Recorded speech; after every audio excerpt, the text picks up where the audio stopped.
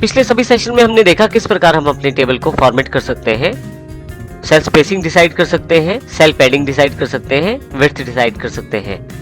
परंतु HTML4 तक तो वो सभी टैग सपोर्टेड हैं, परंतु जो ब्राउजर या जो वेबसाइट अब HTML5 में अवेलेबल है वहां पे आप उन टैग्स का प्रयोग नहीं कर पाओगे। तो ऐसे केस में हम जानते हैं कि किस प्रकार हम CSS की स्टाइलिंग का प्रयोग करते हुए उन्हीं इफेक्ट्स को प्राप्त कर सकते हैं। CSS अर्थात कास्केडिंग स्टाइल शीट में हमें स्टाइल प्रोवाइड करना है, तो यहाँ पे एक स्टाइल का एग्जांपल दिया गया है।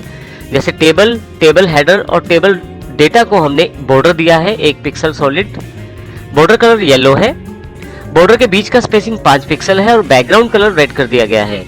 टेबल का टोटल विड्थ जो है वो 50% है पूरे पेज का। आइए देखते हैं किस प्रकार इसे एग्जांपल के द्वारा हम कर सकते हैं। अब यहाँ पे यदि आप देखें तो यहाँ पे टेबल के एट्रीब्यूट टैग का प्रयोग नहीं किया गया है, जो कि हमने पिछले सेशंस में किया था। इस सेगमेंट में हमने स्टाइल टैग का प्रयोग किया है, जो कि CSS स्टाइलिंग को प्रयोग करता है। इसमें हमने टेबल, टेबल हेडर और टेबल डेटा के लिए बॉर्डर डिफाइन किया है 1 पिक्सल, जो कि आपके पास यहाँ दिखाई दे रहा है।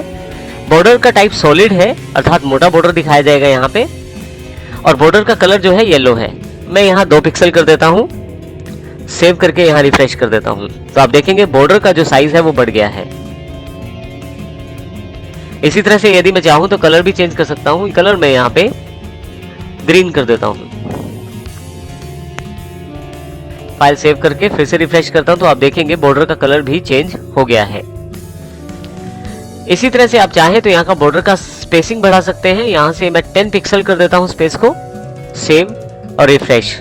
आप देखेंगे कि स्पेस बढ़ गया है। फाइनली यहाँ बैकग्राउंड का कलर दिया गया है, यहाँ पे मैं बैकग्राउंड कलर येलो कर देता हूँ, सेव कर देता हूँ और इसे रिफ्रेश करता हूँ। तो आप देखेंगे इस तरह के एलिमेंट्स को चेंज करते हुए आप आसानी से CSS प्रॉपर्टी का यूज करके सुंदर सा टेबल बना सकते हैं। विड्थ जो है वो भी आप इसे चेंज कर सकते हैं।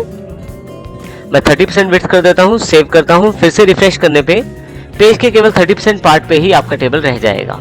तो इस प्रकार आप आसानी से CSS के फॉर्मेटिंग टूल्स को प्रयोग करते हुए अर्थात CSS स्टाइलिंग का प्रयोग करते हुए अपने HTML5 कंपैटिबल टेबल्स को बना सकते हैं, जो कि सभी वेबसाइट्स में दिखाई देंगे जो HTML5 को सपोर्ट करती हैं।